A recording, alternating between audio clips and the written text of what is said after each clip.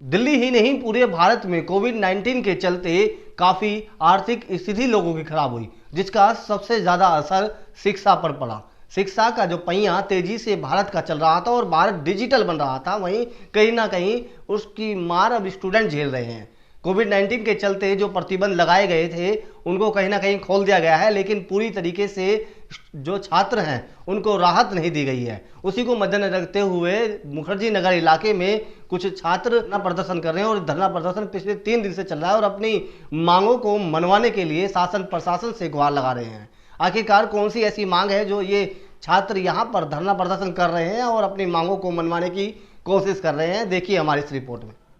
दिल्ली के मुखर्जी नगर बत्रा सिनेमा इलाके में छात्र आंदोलन व हंगर स्ट्राइक विद्यार्थियों की कई मांगों को लेकर धरना प्रदर्शन पिछले 3 दिन से जारी।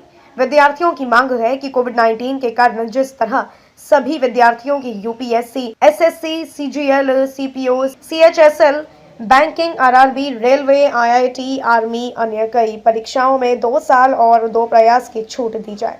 इस तरह कोविड-19 के चलते 2020 से 21 में यूपीएससी मेंस की परीक्षा में बैठने से वंचित रहे छात्रों के साथ न्याय होना चाहिए।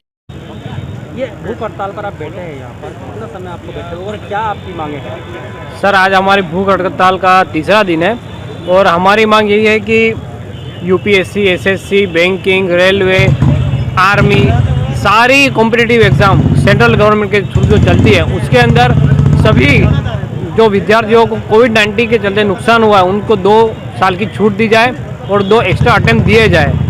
यही मेरी मांग है और इसी मांग को लेकर हम यहाँ पर भूख हड़ताल पर बैठे और धरने पर बैठे और ये हम तब तक बैठे रहेंगे जब तक हमारी मांग पूरी नहीं होती। हम आमरण अनशन के लिए ही बैठे हैं यहाँ पर। मैम, क्या नाम है आपका? बबीता। ये जो आंदोलन किया जा रहा है, क्यों किया जा रहा है?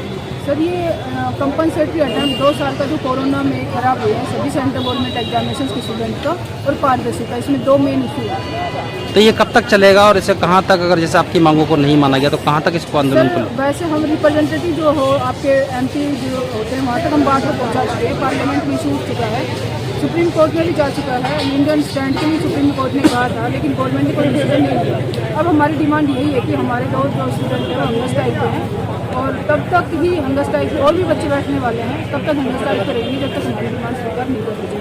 ठीक है सर, नाम बताइए सर अपना। नाम से संजीव कुमार। ये जो आंदोलन किया जा रहा है, क्या आपको परेशानियाँ है जो ये आपने भूख हड़ताल का जो एक आंदोलन रास्ता तय किया है, तो क्यों किया है आपने? हाँ सर, हमने किया है कि ये जो कोविड में हमारी लॉस हुई, सबों की लॉस हुई, 2 साल लगातार पूरी दुनिया बंद रही, सही से लोगों ने पेपर नहीं दे पाया, किसी की अटेम्प्ट खत्म हो गई, किसी को कोविड हो गया था, किसी को टेम्परेचर हाई की वजह से वहाँ पे क्लासरूम में घुसने नहीं दिया गया। तो मतलब सबको एक रिलीफ मिले, सारे सेंट्रल गवर्नमेंट एग्जाम्स को एक रिलीफ दे सरकार भी ह्यूमैनिटेरियन बेसिस पे हम ये चाह रहे हैं। इसलिए हमें सरकार सुन नहीं रही, इसलिए हमें प्रोटेस्ट पे भूख हड़ताल पे बैठना पड़ा। विभिन्न केंद्रीय परीक्षाओं में पारदर्शिता होनी चाहिए और यूपीएससी प्रारंभिक परीक्षा की आंसर की प्रारंभिक परीक्षा के बाद 15 दिनों में जारी हो व मुख्य परीक्षा की कॉपी कैंडिडेट के अनुरोध पर दिखाई जाए। साक्षात्कार की लाइव स्ट्रीमिंग करवाई जाए और एज रेसिकोनिंग नोटिफिकेशन मंथ के आधार पर होना चाहिए।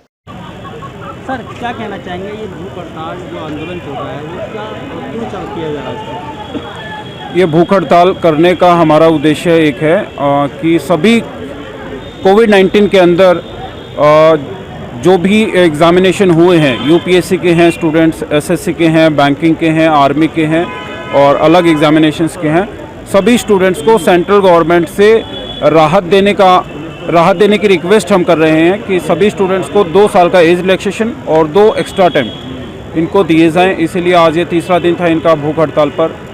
मेरे साथी हैं ये लोग, झारखंड से आए हुए हैं रितेश जी और गुजरात से आए हुए हैं हकीम कमांडर जी, और काफ़ी संघर्ष कर रहे हैं। 1.5 साल हो गया इस संघर्ष को करते हुए हम लोगों को, और सिर्फ एक ही डिमांड है कि जब राज्य सरकारें सभी स्टूडेंट्स को राहत दे सकती हैं तो केंद्र सरकार को भी इसमें इस डिमांड को संज्ञान में लेना चाहिए और सभी स्टूडेंट्स के साथ जस्टिस होना चाहिए।